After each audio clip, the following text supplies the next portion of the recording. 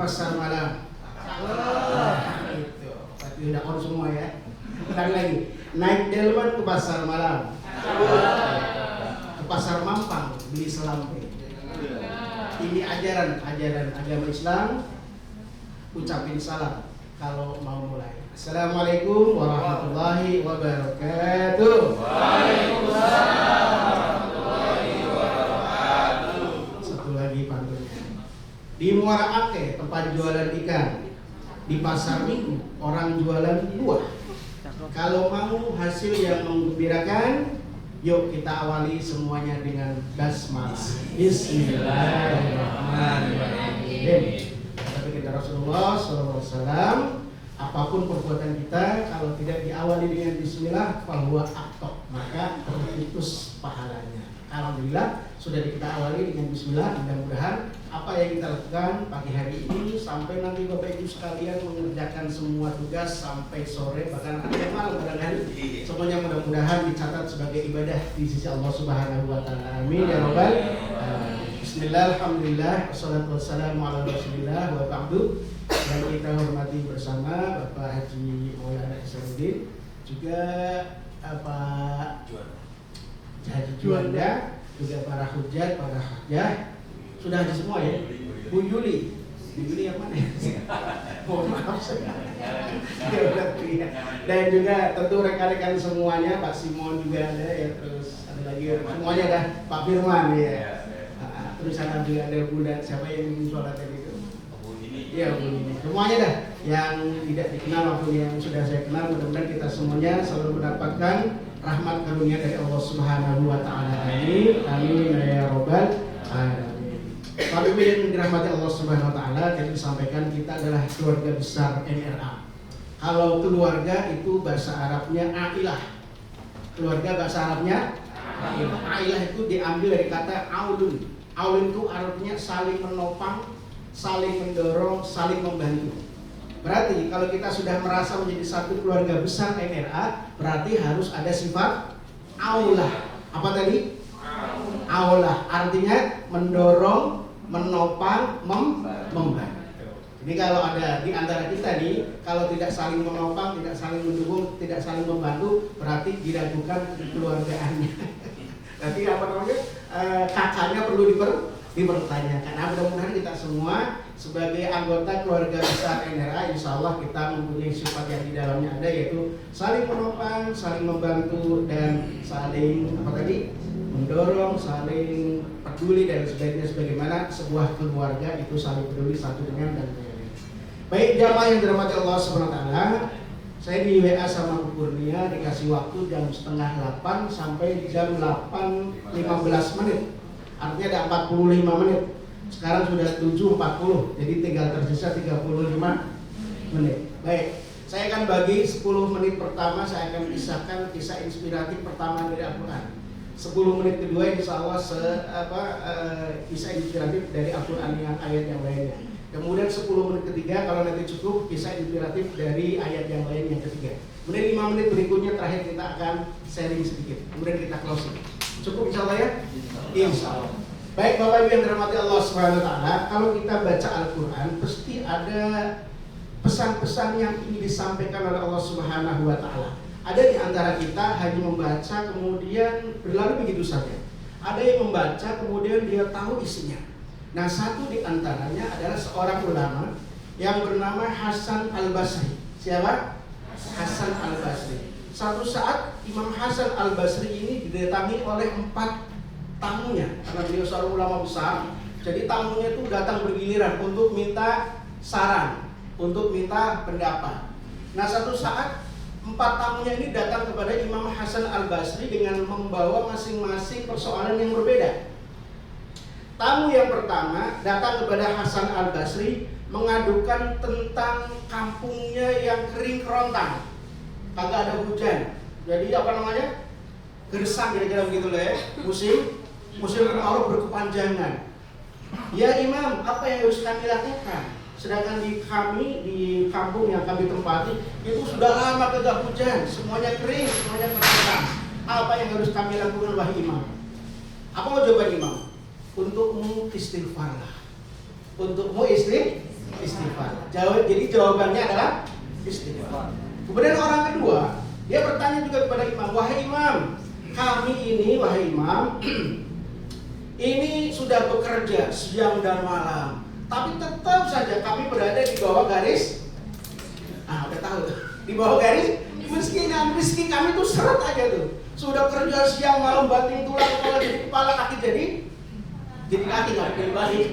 Tetap aja kita miskin. Apa yang harus kami lakukan, wahai imam? Apa jawaban imam? Istighfarlah. Orang ketiga tanya lagi, wahai imam, kami belum punya anak, padahal udah nikah, udah bertahun-tahun. Apa yang harus kami lakukan, wahai imam? Apa jawab imam?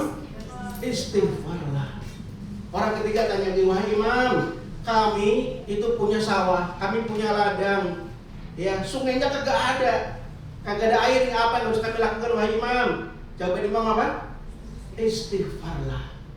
Nah, keempat orang ini kemudian berpikir, kok kita punya permasalahan yang berbeda, tapi jawabannya satu, yaitu istighfar. Wahai imam, apa nggak salah jawaban Anda, saran Anda kepada kami? Apa jawaban imam? Wahai saudara sekalian, coba kalian lihat di dalam surat Nuh ayat 10 sampai 12. Nah, nanti yang bawa Quran lihat surat apa? Surat Nuh ayat 10 sampai 12. Allah di situ menyampaikan satu pesan kepada kita, faqul tustaghfiru rabbakum innahu kana ghaffara. Faqultu, maka kemudian saya berkata, ini tentang kisah Nabi Nuh kepada kaumnya. Nabi Nuh berkata kepada kaumnya, istaghfiru, mintalah ampun kalian semua, rabbakum, kepada Tuhan kalian. Innahu kana ghaffara, sesungguhnya dia Tuhan adalah kana ghaffara, zat yang maha pengampun. Kalau kita sudah minta ampun, sudah istighfar, apa yang Allah berikan kepada kita? Nah, ayat selanjutnya mengatakan, silis samaa alaikum midroro. Kalau kita sudah minta ampun, Allah akan menurunkan hujan alaikum, kepada kalian semua, midroron, hujan yang banyak, hujan yang lebat, hujan yang membawa barokah. Seperti kita hari ini diberi hujan yang membawa barokah. Di hari Jumat yang penuh berkah, di tempat yang berkah bersama orang berkah. Alhamdulillah. Dengan istighfar Allah menurunkan hujan. Kira-kira jawaban orang pertama cocok nggak tuh? Istighfar akan menurunkan hujan. Terus yang kedua, nah imam kemudian melanjutkan ayatnya, wa yumditkum bi amwalin. Kalau kita sudah istighfar dari pagi hari, belum memulai pagi, belum memulai acara, belum memulai aktivitas, kita sudah istighfar dulu, minta ampun terlebih dahulu. Wa yumditkum bi amwalin, maka Allah akan memperbanyak kepada kalian bi amwalin, harta benda yang banyak. Ya, rezekinya ngocor, rezekinya banyak, gajinya naik, alhamdulillah. Insya Allah tuh digaji, dikasih oleh Allah Subhanahu wa taala banyak rezeki. Kenapa? Karena istighfar. Kira-kira jawaban yang orang kedua cocok nggak tuh? Cocok. Dia kerjaannya banyak tapi gajinya sedikit, ya. Kemudian rezekinya seret. Nah, dengan istighfar insya Allah semuanya akan dimudahkan, dilancarkan insya Allah. Yang ketiga, kemudian kata Allah Subhanahu wa taala, wa yumditkum bi amwalin wa banina. Dan orang-orang yang nggak punya anak nanti akan dikasih keturunan anak yang banyak. Jika kita nih yang belum punya anak, sudah nikah bertahun-tahun, caranya gimana? Awali semuanya dengan istighfar. Siapa tahu kita punya salah, punya dosa dan segala macam, istighfar dulu dah. Kalau sudah istighfar, insya Allah penghalang-penghalang itu akan Allah singkirkan. Sehingga insya Allah niat kita berumah tangga, punya anak, insya Allah akan diijabah. Sehingga apa yang ketiga, pertanyaan orang ketiga cocok, istaghfiru rabbakum innahu kana ghaffara. Kemudian tadi Allah menurunkan hujan, Allah memberikan harta yang banyak, kemudian juga Allah memberikan anak kepada kita semua. Kemudian yang keempat, wa yaj'al lakum jannatin wa yaj'al lakum anhara. Dan Allah akan menjadikan kalian semua jannatin, kebun-kebun yang bagus, wa yaj'al lakum anhara, dan juga satu paket dengan aliran-aliran airnya, sungai-sungainya. Jadi 4 pertanyaan, jawabannya satu, yaitu istighfar. Paham ya? Itu kisah inspiratif pertama dari Al-Quran, ayat 10 sampai 12 surat Nuh. Itu 10 menit yang pertama. Bisa dipahami ya? Oke, kita masuk pada cerita kedua. Inspirasinya diambil dari surat Al-Baqarah ayat 197. Ayat Al-Baqarah ayat 197, di mana Allah Subhanahu wa taala menyatakan wa tazawwadu fa inna khairaz zadi taqwa, dan berbekalah kalian, maka sebaik-baik bekal adalah takwa. Nah, berkaitan dengan ini, jamaah sekalian dirahmati Allah Subhanahu wa taala, ada satu kisah inspiratif di mana di dalam satu kampung itu, di situ ada kepala kampungnya, dan kepala kampung itu mempunyai masa jabatan. Dan ketika dia dikasih amanat, dikasih jabatan, dia boleh melakukan program apa saja. Yang penting dia punya hak dan kewajiban yang harus ditanggungnya. Di antara haknya adalah dia bisa mengelola apapun di situ. Tapi tanggung jawabnya adalah berat. Setelah selesai dari masa jabatan, dia mau nggak mau harus dibuang dari kampung itu, dieksekusi, dibuang atau diasingkan, diisolasi di hutan yang masih sangat lebat, masih sangat banyak hewan-hewan yang mematikan. Sehingga tidak ada sejarahnya orang yang sudah pernah memimpin kemudian diasingkan, kemudian dia pulang lagi dalam keadaan hidup. Alias kalau sudah memimpin, sudah enak, kemudian keluar pasti nanti dalam keadaan mati karena dimakan oleh hewan buas. Sehingga hampir-hampir nggak ada orang yang mau jadi pemimpin. Kenapa? Masa 5 tahun, 10 tahun kemudian hukumannya apa? Dibuang, diasingkan, nggak bisa balik lagi. Datanglah di situ, di kampung itu satu musafir. Tapi musafir ini cerdas. Akhirnya apa? Karena sudah nggak ada yang mau jadi kepala kampung lagi, dia daftar jadi kepala kampung. Memang ini nekat musafir, tapi dia musafir yang cerdas. Akhirnya apa? Kamu tahu haknya? Tahu. Kamu tahu tanggung jawabnya? Tahu. Ya sudah, kami semuanya mengangkat Anda sebagai kepala kampung. Nah, ini kepala kampung. Nah, karena dia kepala kampung yang cerdas, dia musafir yang cerdas, dia mempersiapkan semuanya itu. Katakanlah dia dikasih 5 tahun untuk menjabat. Tahun pertama, dia kumpulkan semua SDM, sumber daya manusia itu. Siapa yang bisa bikin ini, semua dikumpulin dah. Kemudian bikin planning, kemudian bikin apa lagi itu? Perencanaan, bikin segala macam. Ditulis semuanya selama nanti menjabat akan begini. Dan betul. Tahun pertama dia selesai membuat semua planningnya. Tahun kedua langsung dieksekusi. Eksekusinya apa? Dia membuka jalan ya di hutan belantara itu, kan kampungnya di tengah-tengah. Hutan belantaranya itu jauh, nanti akan dibuang ke sana. Dia tahun kedua sudah mempersiapkan dengan SDM-nya itu membuka jalan. Jadi hutan itu mulai dibabat sampai sekian ratus kilometer. Di sana kemudian dibikinkan sebuah tempat, sebuah kampung baru. Dibikin lagi irigasi sehingga di sana terjadi aliran air yang memadai. Kemudian tahun ketiga sudah mulai dibangun pasar, sudah mulai dibangun sekolah, sudah mulai dibangun segala macam. Tahun keempat orang-orang sudah mulai datang ke sana. Kira-kira kalau dia tahun kelima harus berakhir, dia ingin ada di tempat yang lama atau dia ingin ke tempat yang baru yang lebih baik? Yang lebih baik. Akhirnya apa? Ketika masa amanatnya berakhir, dia nggak ketakutan. Kenapa nggak ketakutan? Karena dia telah mempersiapkan tempat baru yang udah disiapin. Kenapa? Wa tazawwadu fa inna khairaz zadi taqwa. Dan kitalah ini musafir tersebut. Dan nanti satu saat kita ini kan dapat amanat ya, amanat hidup. Ada yang sudah 25 tahun, ayah saya sudah 45 tahun, Pak Maulana berapa tahun? Setengah abad ya, 25 apa 52. Sudah setengah abad lebih, berarti amanatnya sudah banyak. Dan satu saat kita semuanya akan sama seperti tadi tuh, kepala suku yang mesti berakhir masa jabatannya, mesti selesai. Dan kita nanti akan dibuangnya kemana kita itu? Dibuangnya ke alam kubur, ke alam barzah. Nah masalahnya kita ini sudah mempersiapkan belum tuh menuju ke alam kepulangan kita. Kalau kita sudah mempersiapkannya, insya Allah kematian tidaklah hal yang menakutkan. Karena kita sudah siap sedia. Nanti kita justru ingin ya Allah nanti di alam barzah itu kenikmatan nikmat di dunia itu belum ada apa-apanya. kenikmatan barzah itu lebih jauh nikmat daripada nikmat dunia. Maka ketika waliullah ketika mau meninggal, mau wafat itu tidak takut, yang ada adalah tersenyum. Kenapa? Karena diperlihatkan oleh Allah Subhanahu wa taala balasan di alam barzahnya itu lebih nikmat dibanding apa yang didapatkan di dunia.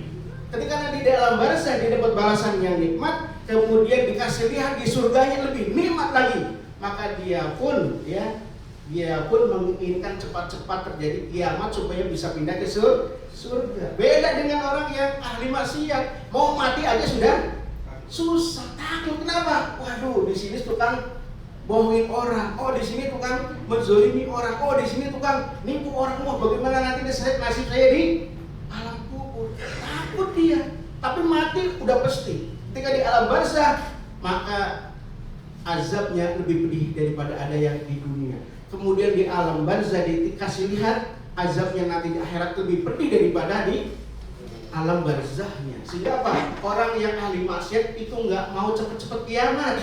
Kenapa?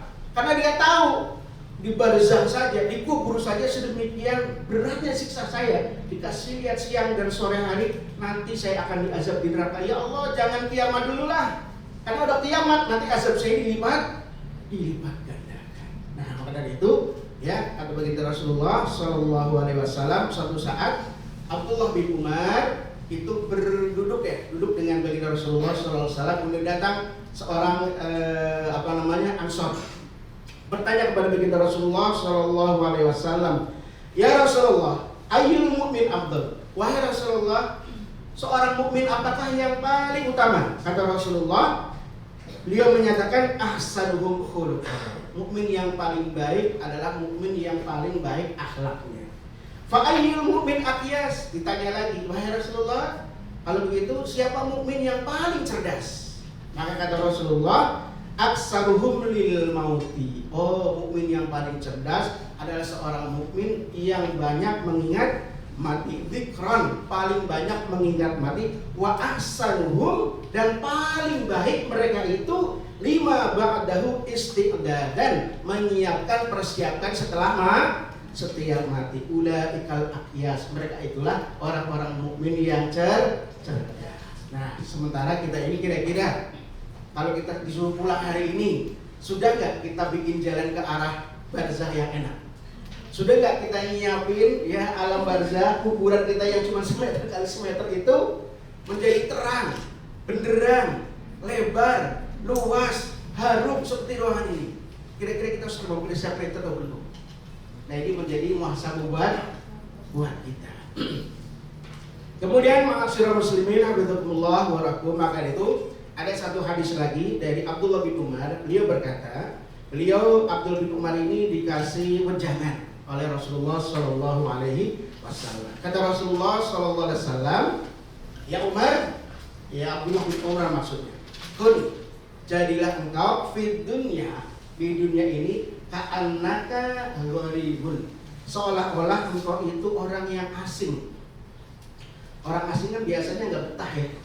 Biasanya nggak betah, ingin pulang ke asalnya. Asal kita itu dari mana?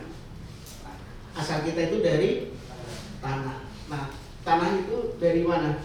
Surga. Karena Nabi Adam diciptakan di surga. Berarti kita adalah penduduk surga. Berarti seharusnya kita di dunia ini jangan betah-betah, secukupnya saja. Kenapa? Karena kita adalah penduduk asli surga. Kata Rasulullah, ya, kun fid dunya gharibun, seolah-olah engkau adalah orang asing di dunia. Au ka'annaka abiru sabilin, atau engkau, kata Rasulullah, seolah-olah menjadi penyeberang jalan.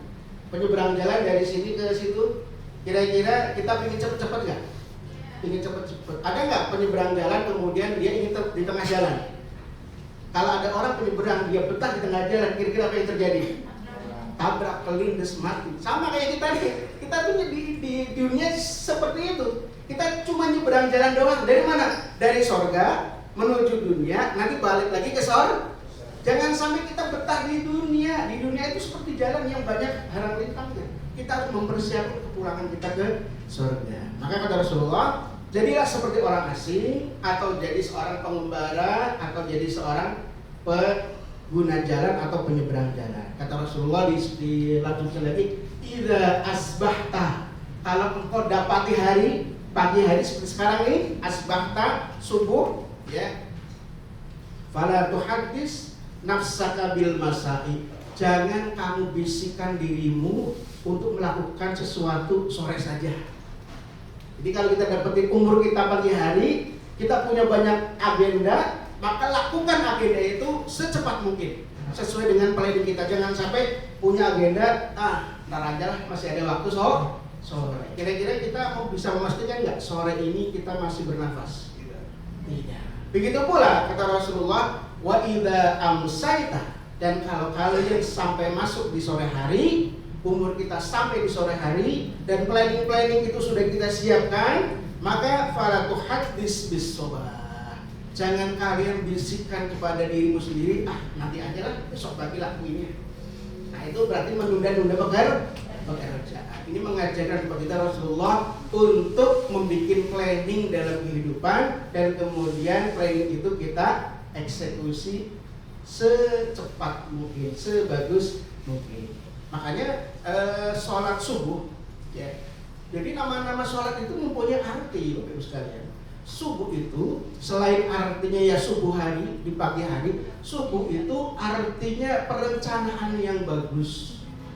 Sehingga setiap mukmin kalau dia sholat subuhnya bagus, pasti dalam satu harinya dia punya perencanaan yang bagus. Jam 7 mau ngapain, jam setengah 8 mau ngapain, jam 9 ngapain, terus sampai nanti jam 11 sampai jam 12. Sehingga ya setiap mukmin kalau dia betul-betul sholat subuhnya bagus, berarti hari itu dia sudah memplanning kegiatan satu harinya sudah jelas. Mau kemana, mau di mana, dengan siapa, rencana apa sudah jelas. Dan insya Allah kalau di kantor ini semuanya sudah job list-nya sudah jelas ya. Jam begini mau ngapain sudah jelas semua. Ini berarti sudah sesuai dengan makna subuh, artinya rencana yang terstruktur. Nah nanti di pagi hari, di siang harinya ada namanya sholat zuhur. Zuhur itu apa? Artinya jelas. Artinya rencana yang sudah kita lakukan dari pagi itu sudah jelas atau belum? Sudah tereksekusi atau belum? Makanya ada sholat zuhur itu apa? Untuk mengevaluasi yang dari pagi kita lakukan itu sudah terlaksana atau belum. Kemudian sudah terlaksana atau belum? Nanti di sore hari ada yang namanya sholat asar. Asar itu artinya apa? Asar itu artinya waktu yang sudah hampir habis, dan semua orang pasti akan mengalami asar, dan semua orang ketika asar pasti akan mengalami kerugian. Wal asri innal insana lafi khusr. Demi waktu asar setiap manusia dalam keadaan rugi. Ada yang enggak rugi, siapa? Illal ladzina amanu wa amilus shalihat wa tawassaw bil haqqi wa tawassaw bis sabr. Ada 4 golongan yang enggak bakal rugi. Yang pertama, alladzina amanu, orang yang beriman, wa amilus shalihat, dan orang yang amal soleh. Bukan hanya amal saja. Kalau amal saja siapapun bisa beramal, tapi kita harus ada tambahannya, amal soleh. Ketika amal soleh itu, amal inilah yang akan mengantarkan kita itu nanti menuju alam barzakh yang enak, tempat istirahat yang nyaman, yang empuk, dan lain sebagainya. Wa tawassaw bil haqqi wa tawassaw bis sabri, dan saling menasihati dalam kebenaran dan saling menasihati di dalam kesabaran dan kebenaran. Nah, mudah-mudahan kita semua yang ada di dalam tersebut.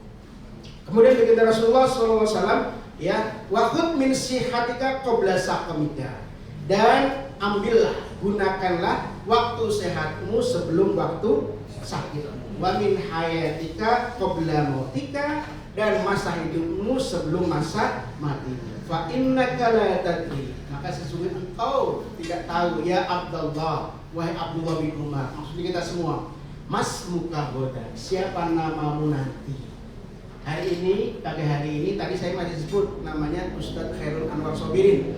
Belum tentu nanti di siang hari, siapa tahu ada pengumuman sudah menjadi HLM. Oh, Masya Allah. Ya Allah alam, kita nggak tahu. Mungkin saya duluan atau bapak duluan. Atau dibalik, bapak duluan, saya belakangan. Siapa tahu hari ini nama kita disebut lengkap. Siapa tahu nanti siang hari, sore hari kita sudah ada tambahannya almarhum, almarhumah. Maka kudu persiapkan semuanya dari dari sekarang. Maka dari itu setelah asar ada yang namanya maghrib. Maghrib itu apa? Ghurub. Ghurub itu apa? Kalau bahasa Jawanya apa itu nyaman? Suruh. Nah, surup. Surup itu terbenam. Semua kita nanti pasti akan terbenam, mati. Kita semua bakal mati. Sehebat-hebatnya matahari, dia pasti akan surup, pasti akan tenggelam, pasti akan hilang dari peredaran. Siapapun kita, begitu pula amanat yang kita pegang. Sehebat-hebatnya apapun kita, suatu saat pasti akan menggantikan kita. Nah, tinggal bagaimana kita meninggalkan amanat itu dengan sebaik-baiknya dan bagaimana kita menggantikan amanat itu dengan sebaik-baiknya. Karena hidup itu adalah berputar, hidup itu berputar. Makanya manusia dijadikan oleh Allah Subhanahu Wa Taala sebagai khalifah.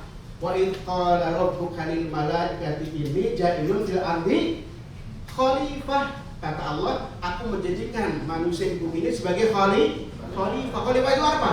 Khalifah itu satu artinya orang yang di belakang. Kalau di belakang berarti sudah ada yang di depan. Nah, di depan itu berarti sudah nyingkir, dia masuk, itu namanya khalifah.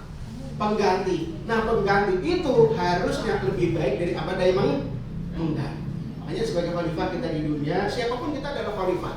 Kita adalah pemimpin, baik diri kita maupun pemimpin bagi untuk keluarga kita, bagi anak kita, keluarga kita, suami kita, istri kita, semuanya kita adalah pemimpin. Apalagi kalau di dalam sebuah institusi sekarang, Bapak Ibu sebagai pemimpin, paling tidak di CSO pemimpinnya siapa? Ketika di depan meja, ya Anda lah pemimpin di situ.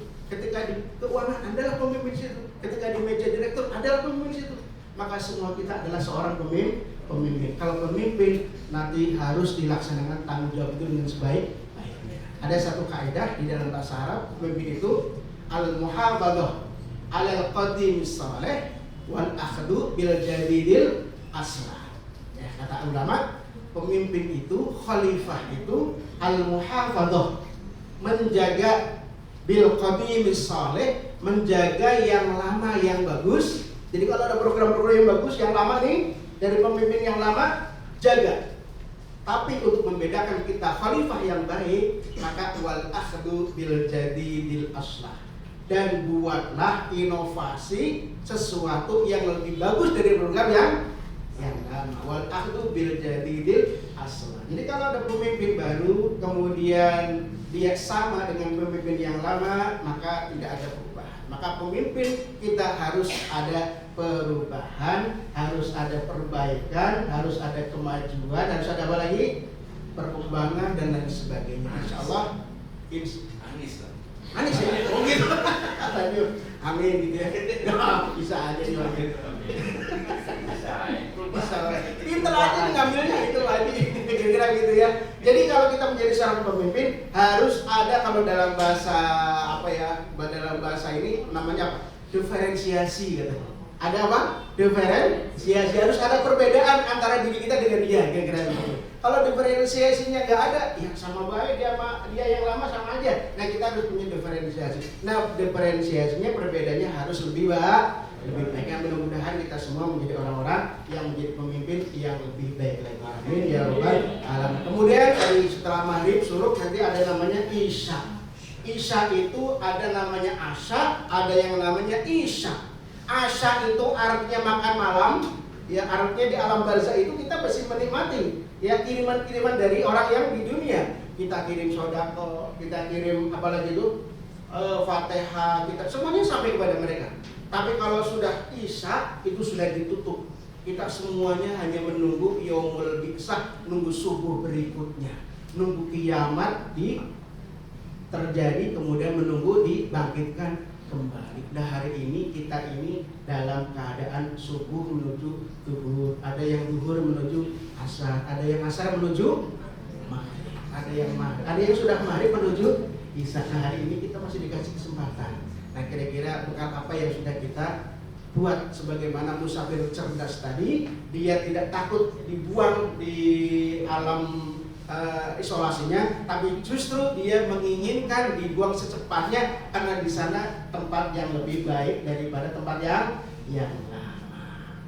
Nah, waktunya sudah jam 8 lebih 6 menit. Sebetulnya ada beberapa kisah lagi, tapi waktunya sudah pas. Nah, kita buka mungkin 7 menit sampai 8.15. Barangkali ada yang ingin menambahkan atau ingin mengambil ibrah dari kisah yang tadi disampaikan. Silakan. Sambil saya minum juga ya.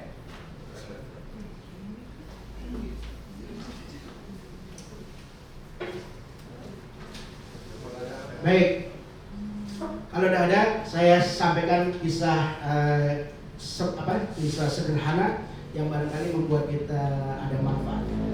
Jadi satu saat ada orang yang penasaran dengan keadaan surga dan neraka. Surga dan neraka. Dia tanya kepada ahli bijak, tolong gambarkan kepada saya surga dan neraka. Akhirnya seorang bijak ini membawa pemuda yang penasaran itu ke dalam satu ruangan, di mana ruangan itu penuh meja makan yang lengkap dengan lauk pauknya, minuman semuanya ada di situ. Tapi satu syaratnya, untuk memakan di meja yang penuh dengan makanan itu harus menggunakan sumpit. Dan sumpitnya bukan sumpit seperti kita yang cuma berapa senti, tapi sumpitnya yang 1 meter. Sumpitnya 1 meter. Nah, dia masuk tuh, ya dengan keserakahan yang dia itu apa dia ambil tuh. Wah, yang diambil semuanya diambil sampai kumpul di depan dia. Dia mau makan dengan sumpit yang 1 meter. Tapi apa yang terjadi? Karena sumpitnya 1 meter, dia masukin ke mulut bisa nggak tuh? Nggak bisa. Susah. Akhirnya apa? Susah dimakan semuanya nggak bisa.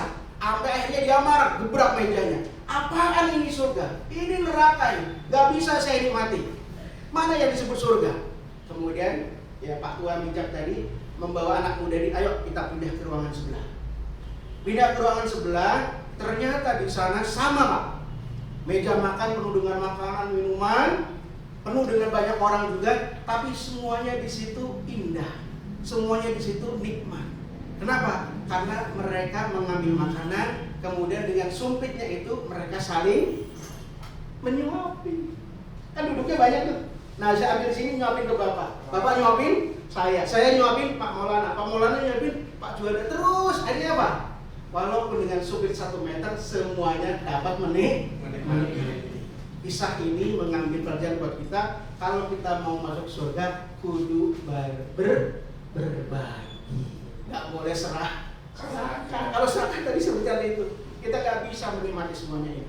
Kita harus berbagi. Maka dengan berbagi, insya Allah indah semua surga. Bahkan di dunia pun kita sudah menikmati keindahan surga dengan cara berbagi, tidak serakah. Ada lagi? Barangkali ingin menambahkan atau cukup? Masih 6 menit lagi sampai jam 8, 15 menit. Ya, gimana? Kalau kita kan di alam barzah itu, Iya. kita akan menggunakan apa? Surga atau neraka. Iya betul. Nah, kalau seandainya kita sudah mengetahui kita masuk surga, masuk neraka, berarti kan kita posisi kita artinya udah tenang ya. Nanti kita mau menjalani siratal mustaqim, terus akan kita terima amal baik pun. Itu udah pasti kita udah bisa punya jawaban, betul ya? Betul ya. Betul ya. Ya, jadi gini. Jadi ada jawaban kita di surga sama neraka itu sudah di alam kubur ya. Sudah di alam kubur kita sudah ketahuan. Kita mau dapat nikmat surga atau nikmat neraka itu di alam barzah sudah tergambar. Bahkan sebelum mati kita sudah tergambar. Kita ahli surga atau ahli neraka. Ya, nggak perlu nunggu kiamat. Nggak perlu nunggu kiamat. Makanya gini, kalau orang dia ahli takwa yang meninggal dalam keadaan husnul khotimah, orang baik-baik, ketika dia meninggal, si jenazah itu dia akan ngomong. Kalau kita dengar nih dalam satu hadis sahih, dia akan ngomongnya apa si jenazah ini? Qaddimuni. Kalau lagi di bawah itu keranda kita di atas kita, itu si jenazah kalau dia ahli soleh, dia akan bilang qaddimuni. Artinya apa? Cepetan. Kenapa? Karena dia dikasih lihat di alam barzahnya nih nikmat. Belum sampai surga dia udah nikmat. Makanya dibilang qaddimuni, cepetan, jangan lama-lama saya diurus di dunia ini. Saya ingin masuk ke alam barzah, alam kubur, karena di sana ada kenikmatan surga, ada kenikmatan barzah, ada kenikmatan kubur. Dan sebaliknya, yang ahli maksiat ya Ya, dia ditandu nih, dimasukkan ke keranda, dimasukkan ke ambulan, mau dibawa ke kuburan, apa yang disampaikan? Ya wailana, ya wailani, wah celaka saya, mau dibawa saya ke mana oleh kalian semua? Karena dikasih lihat di alam barzahnya sudah menunggu siksa alam kubur. Dan ketika sudah di alam kubur, ada itu satu jarum pentul, ya, satu jarum pentul pintu neraka itu menerobos, itu menjadi siksa paling berat buat ahli neraka yang ada di alam barzah. Padahal yang dibuka cuma sebesar jarum pentul. Jarum pentul sebesar kecilnya sih, yang kecil banget ya. Itu dilobangin, ces. Itu panasnya tembus sampai alam kubur dia, tersiksa dia. Padahal satu jarum pentul. Bayangkan kalau kemudian dia masuk neraka. Dan sebaliknya, satu jarum pentul surga dibukakan, dia mendapatkan angin surga yang harum, yang nikmat. Wah, semuanya enak. Hanya satu jarum pentul. Nah, kira-kira kita sudah mempersiapkan itu semua atau belum? Nah, mudah-mudahan ya lewat kita beramal soleh. Jadi Bapak Ibu sekalian, ya kalau bisa nih, ya kita saling nasihat ya. Bapak Ibu beramal soleh, berkarya, bekerja di NNA Group ini, ya niatin semuanya ibadah, agar jangan sampai apa yang Bapak Ibu dapetin hanya sebatas dunia. Makanya ketika kita tawaf ya, satu di antara doa yang diajarkan apa? Doa apa? Doa satu jakat. Rabbana atina fid dunya hasanah wa fil akhirati hasanah wa qina. Dunianya bagus, akhiratnya bagus. Maka dari itu sebelum kita keluar dari rumah, ya, yang suami cium istrinya doain, yang istri minta izin, minta ridho pada suaminya supaya ketika bekerja dalam ridho suami, karena ridho suami adalah ridho Allah. Begitu pula sebagai anak minta ridho pada orang tuanya, karena ridho orang tua adalah ridho Allah Subhanahu wa Ta'ala. Insya Allah, walaupun kita di sini nulis angka, nulis duit segala macam, bikin program seolah-olah nggak ada hubungannya dengan akhirat, tapi kalau niatnya akhirat, insya Allah dunianya dapat, akhiratnya dapat. Mudah-mudahan NNA Group menjadi tempat kita untuk mengabdi kepada Allah Subhanahu wa Ta'ala, dan kemudian segala pekerjaan kita dianggap sebagai ibadah fillah, lillah, wallahi. Kemudian kita semua mendapatkan syafaat dari baginda Rasulullah sallallahu alaihi wasallam. Hadallahu iyyakum ajmain. Assalamualaikum warahmatullahi wabarakatuh.